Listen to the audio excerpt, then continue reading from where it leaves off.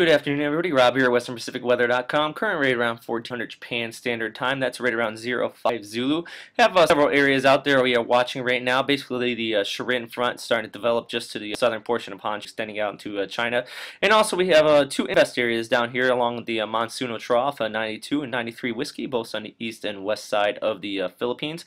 92 Whiskey, watching right now, both have a good Octoria outflow, but there is some high wind shear just to the northern periphery of these two systems in association with the subtropical ridge right in here. Actually, if we look at 92 Whiskey, there is some weak cyclonic circulation in this area as well. Shown here on ASCAT imagery, just showing some partial pass rate in here, but there is a cyclonic circulation around here, cyclonic or counterclockwise circulation.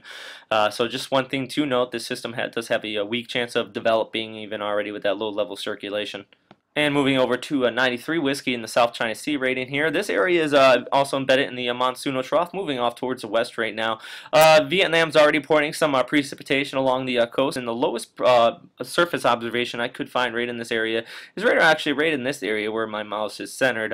Looks like a ship bob in that region. So just one thing to note, though, there is some very weak cyclonic circulation. Don't have a recent ASCAT imagery out of there, but just another thing to note with that invest area.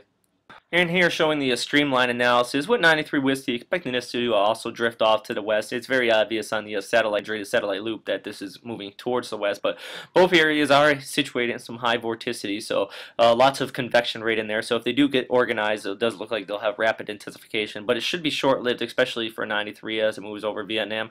92 Whiskey looks like it can probably move over Luzon to the north-northwest and eventually to the west. So basically, it's getting steered by the subtropical ridge, but as well as a weak area in the subtropical ridge, a trough right in this region. So definitely going to steer this system to the northwest, then towards the Now moving out of the tropics, though, back to the north here. We're moving in October now, so moving out of the tropical season and starting moving to the mid-latitude season up in here. Basically, we have the Shurin Front developing just to the southern periphery of Honshu, bringing precipitation about every 2 to 3 days throughout much of the island, and basically steady to cloudy skies right in this entire area, extending out into China and southern Korea. So just one thing to note in here, if you're living in any of these areas, you've probably noticed this in the past week to 2 weeks, and actually see this on the TRIM satellite, the precipitation satellite, what I'm talking about. This is worldwide for the past week, just taking a clip from the Pacific and Indian Ocean right in here. And you can see probably the highest precipitation in the entire world right in here is just here, just to the east of Japan, basically. That Shurin Front's developing right in there, and every time an area of low pressure runs over the Kuroshio crater in here, a diabatic effect, basically cooler air or warmer water is creating an unstable atmosphere in there and creating a lot more precipitation. So much of Japan is actually seeing a lot of this precipitation, as well as low pressures run off of this stationary front right in here and move off to the northeast. So that's what we call the Shurin Front. In the spring, there's even a stronger one called the Bayou Front. It's basically just the Asiatic high starts to give way up in here, and also you have the Westpac high, or excuse me, the Asiatic high is starting to build in right now, and the Westpac high is starting to give way. So you can see that front starting to develop in between those two high pressure systems. Also moving around the rest of this, actually, there's other few things I want to note. When we talk about Monsuno Trough, we're talking about this area right in here. Actually, the ITZ is already starting to begin to switch south for the winter, basically into the southern hemisphere in their summer.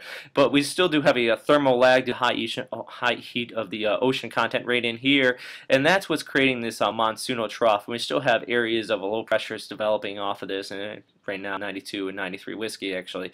And also, this is very evident in the Indian Ocean. You still have two pretty intense bands of precipitation here, and this is also due to the Monsuno Trough and the ITZ redeveloping just to the southern periphery of the equator. And showing the surface analysis here, showing that troughing right through this entire area in here. You can see the high pressure up in this area with that weak trough just to the southern periphery of Japan, and also evident on satellite picture with that cloud cover. So just another thing to know with that Shurin season developing here. Back to satellite picture here.